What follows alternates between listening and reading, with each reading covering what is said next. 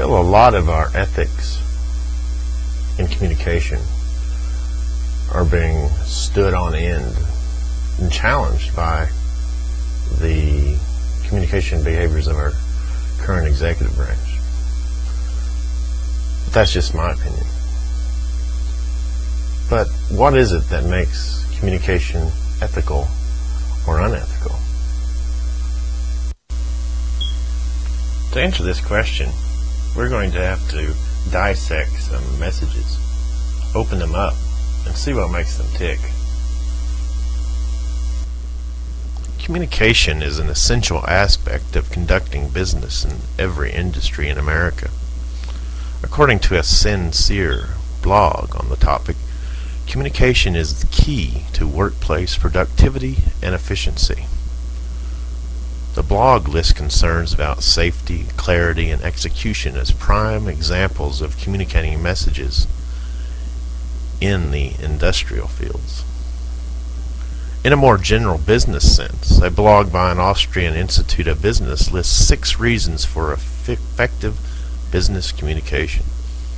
According to the blog, proper business communication plays a fundamental role in day-to-day efficient operation as it builds and maintains relationships, facilitates innovation, builds an effective team, manages employees, contributes to growth of the company, and ensures transparency.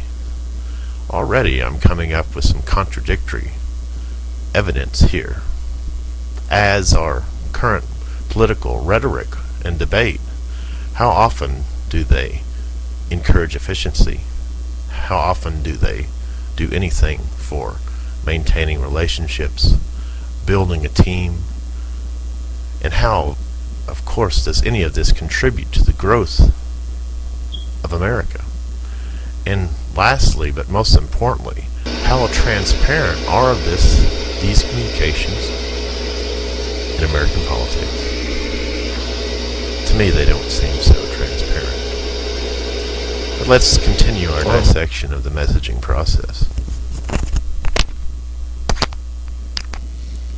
In this discussion, we're going to cover 2 types of business communications: informative messages and persuasive messages.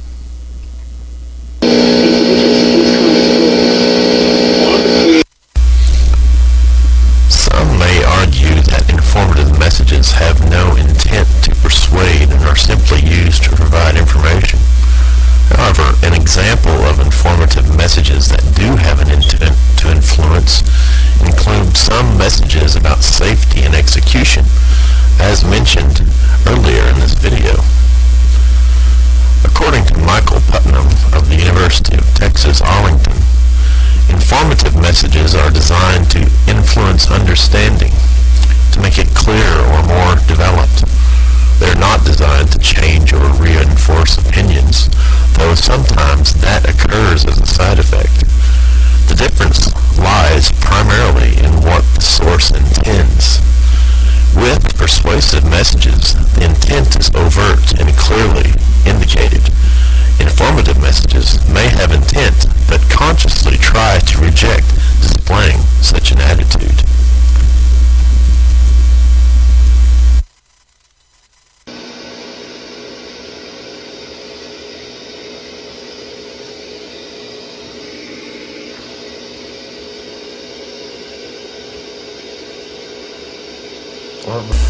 Whether the message is persuasive or informative, there are still 2 types of approaches that work in the gray area between the intent of the message. They are referred to as the direct approach and the indirect approach. Direct approach messages will typically state the purpose of the message and will provide a roadmap of message content. The roadmap typically follows the introduction, body, conclusion, or closing format.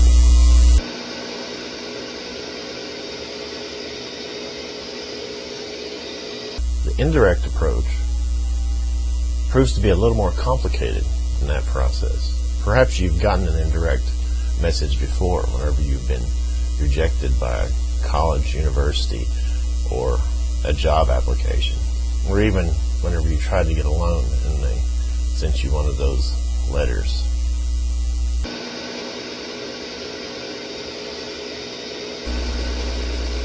This concludes part 1 of this series on ethics in communication in business. But I'd like to leave you with this last slide, the slide that we started off this discussion with. And we asked the question, does the political rhetoric that is occurring in America today, does it play a fundamental role in doing these things?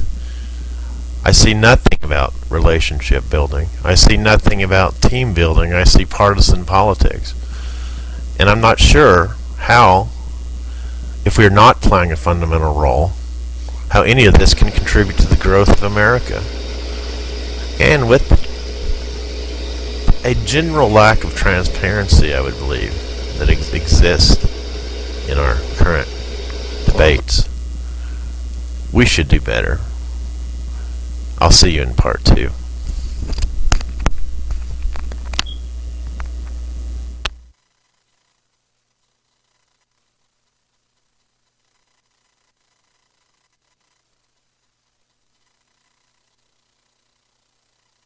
In the first part of this series on indirect versus persuasive messaging, I discussed how I would dissect messaging and it would reveal the ethics behind it. We're going to do some more of that in this part. First, let's look at some indirect messaging. It's probably concepts that you're pretty familiar with in your daily life.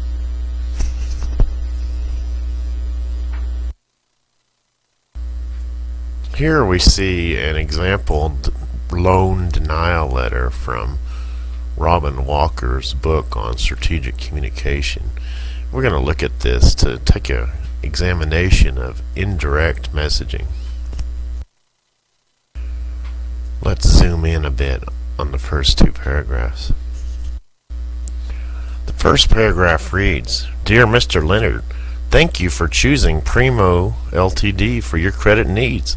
Primo specializes in services to small businesses just like yours who need ready access to credit for day-to-day operations and rapidly changing financial situations." Second paragraph reads, "After checking your credit rating with the 3 national credit rating reforms, we were unable to fulfill your request for a Primo Select credit card at this time." First thing that one notices about this letter is that the main purpose of the message is not stated directly up front, as in a direct messaging method. The purpose is stated in the second paragraph. You've been denied for a loan. This is indirect messaging. The first paragraph is what is called a neutral buffer. It is said to sort of ease the bad news delivery to the receiver. And indirect messaging is best used and most often used for delivering bad news. Something to keep in mind as we go further, as we dissect messages. The neutral buffer is meant to maintain goodwill, which is quickly followed by a logical pattern towards the purpose of the message, the bad news. The body of a message like this, an indirect one, goes into more detailed explanation. According to Edie on her blog on business communication, using the indirect strategy when delivering bad news is only unethical if the writer makes a conscious decision to be unethical. To see how this makes sense, let's consider the example letter and the author that wrote it. Considering Edie's blog comments, the letter author could be unethical if the first paragraph, the neutral buffer, was false or a lie. That cannot be true unless the company was not happy to have the opportunity for a new customer or to keep one in the future, as the body of the paragraph goes into how the company would like to have this person reapply later. The indirect approach eases the receiver into the bad news, sort of a human compassion concept that our species tends to exhibit. Had the company not been thankful or grateful for a potential new customer, then they would have been lying and unethical. But that doesn't make sense for a business to not want new business, so the communication in the letter must be ethical. So it is the choice of the message author about whether the communication comes out ethical, whether the author uses a direct or an indirect approach, as long as the neutral buffer is true, and the remainder part of the message as well.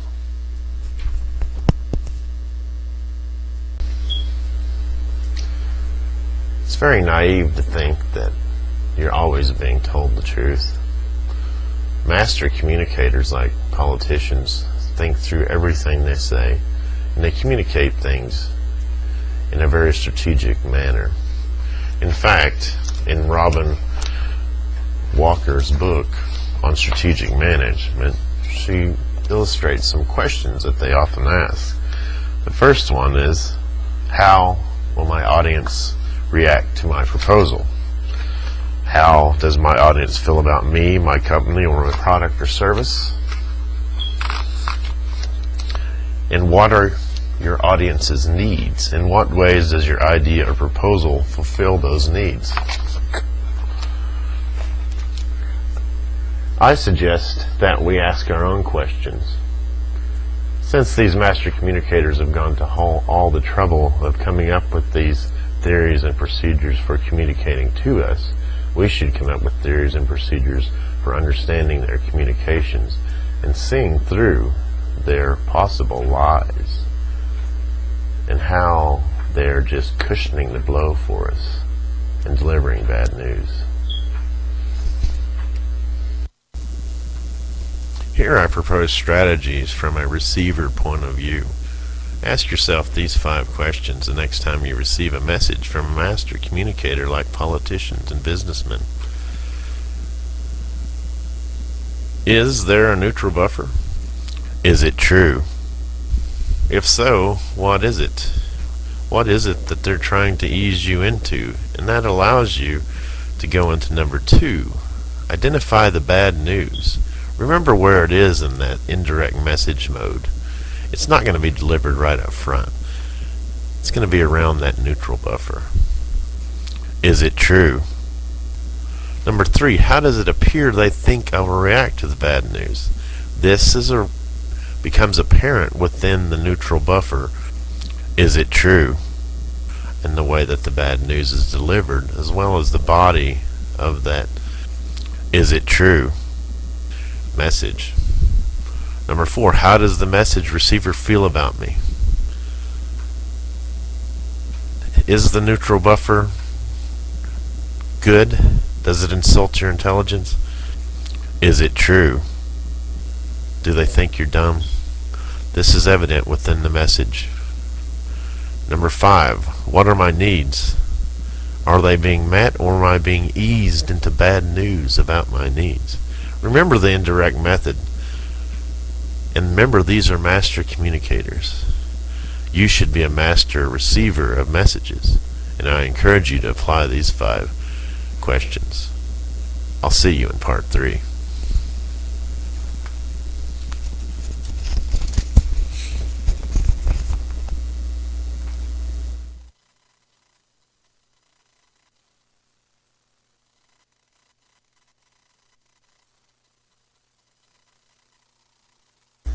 This treaty has discussed informative messages thus far.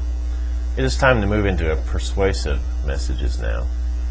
It is important to note that what makes a message persuasive is that the intent of the purpose of the message is clearly to influence a decision of some sort, making information about the audience crucial to message success. A clear understanding of purpose of the message is also important. Walker proposes 6 sets of questions to ask when designing persuasive messages. Those questions to ask are: number 1, how will my audience initially react to my proposal? How does my audience feel about me, my company, or my product or service? What are your audience's needs? In what ways does your idea or proposal fulfill those needs? What benefits does your proposal provide to your audience? What obstacles or objections must you overcome? And finally, is this a sales proposal or a competitive message? If so, what do my competitors offer? How might I distinguish myself or my ideas favorably from my competitors? A persuasive message has two parts: a claim and evidence that supports that claim. There are primarily three types of persuasive appeals that can be made in a persuasive message. The first to be mentioned is logos, which is an appeal to the audience logic with facts and statistics. The next type is ethos, which appeals to the audience through credibility of the message sender or the position taken. Walker claims that one of the easiest ways to add ethos to a communication is to cite authorities or experts on the topic that support your position. Walker also claims that being fair and balanced, citing the pros and cons of the issue, will also add to message credibility. The final type of appeal is pathos, which refers to the emotional appeal of a message. This often requires telling a story or evoking a picture that the audience can identify with or feel empathy toward.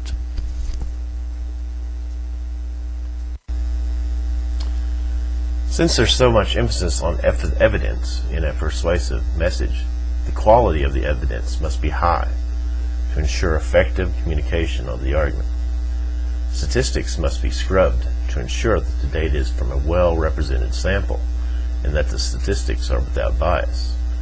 Testimony should come from authorities, experts, or direct witnesses and should be clearly unbiased. In addition, when making analogies or comparison, the logic must be sound. It is important to avoid errors in logic, often called logical fallacies. Here are 10 of them. Let's look at each one of these in more detail, as this chart does seem a bit overwhelming. Let's begin with slippery slope. This is a situation where the logic implies that if this were to happen, then eventually, through a series of steps, blah blah blah will happen. Hasty generalization. These are conclusions that are based on biased or inaccurate evidence or data. Post hoc ergo propter hoc. You've heard this one many times, I'm sure. Since A occurred after B, then B must have caused A. Genetic fallacy. A very popular one, it seems, today in America. This is a conclusion that's based on an argument that the origins, idea, institute, or theory determine the argument's character, nature, or worth. Begging the claim. Assuming the conclusion of, or part of the conclusion, that must be proved by the message. Circular argument. Restating the argument or the claim in the evidence rather than proving the claim. Either or. This one is a very popular one as well. Simplifying down an argument only down to two possible solutions. So you make the discussion about just one side against the other side, when the issue is much more complicated than that. Ad hominem. This is an attack on the character of the person rather than their opinion or argument. Ad populum. This tactic avoids the real issue by appealing or evoking some sort of emotional appeal that is based upon patriotism, religion, democracy, or other values held by a societal group. Look at the news and find this one very easily. Red herring. Red herring is a diversionary tactic that avoids the key issues. Think of a smelly fish thrown in the middle of a debate.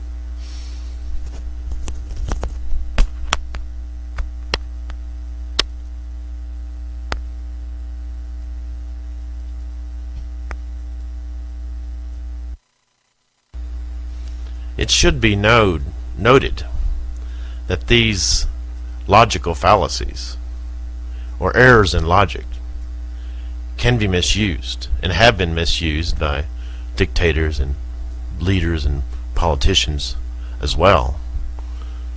In fact, on dailywritingtips.com, Mark Nicole lists 50 types of propaganda, and at the top of the page he asks, "Are you a propagandist?"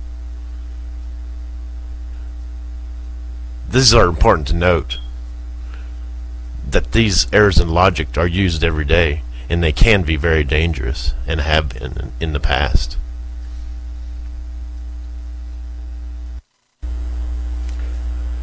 These things being said, it should become evident why it is important to understand the messaging process, as well as how errors in logic can occur. Because they are errors in logic, and they have no right in political debate. And if they do exist, they should be identified. It is important that we understand these things, because errors in logic should not drive political policy. It should also be noted that these errors in logic have been used in the past as propaganda. And it's a sad day when they begin to be abused that way here in America. For these reasons, it is our responsibility to understand these errors in logic and realize when they are happening, and we should take action to stop them, especially the policies that are driven by these errors in logic that can be considered propaganda. In coming videos, I plan to demonstrate how some of these errors in logic, or propaganda if you will, show up in our political debate. I'll see you in the next videos. And thanks for watching.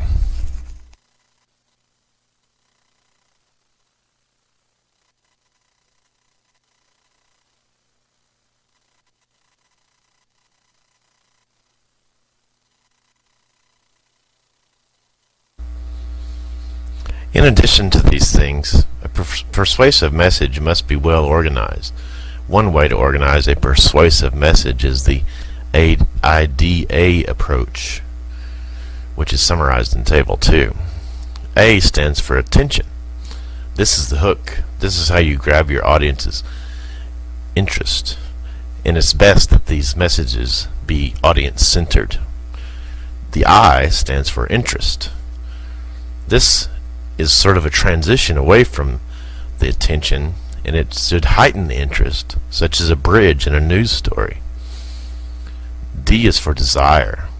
The evidence should provide support to the claim in the first and second step. And A stands for action. This is the fourth step, and there should be some sort of deed or series of activities that the persuasive message proposes, and that the receiver of the message should take.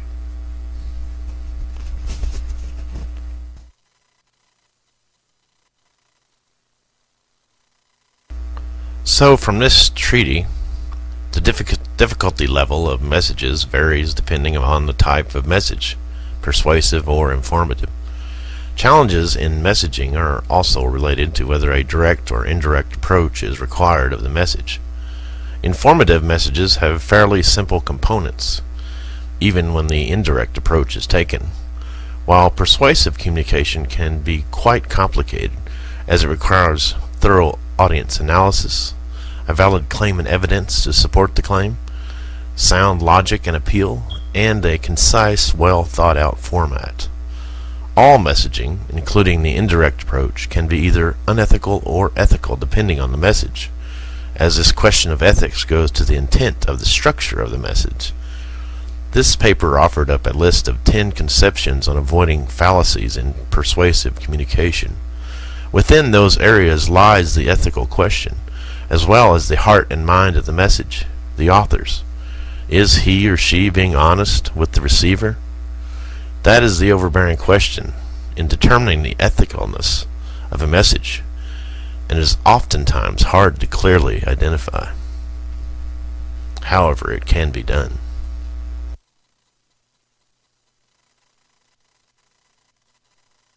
As always, the basic transcript of this prezi is provided here in PDF form, along with the references. Thanks again for listening and watching.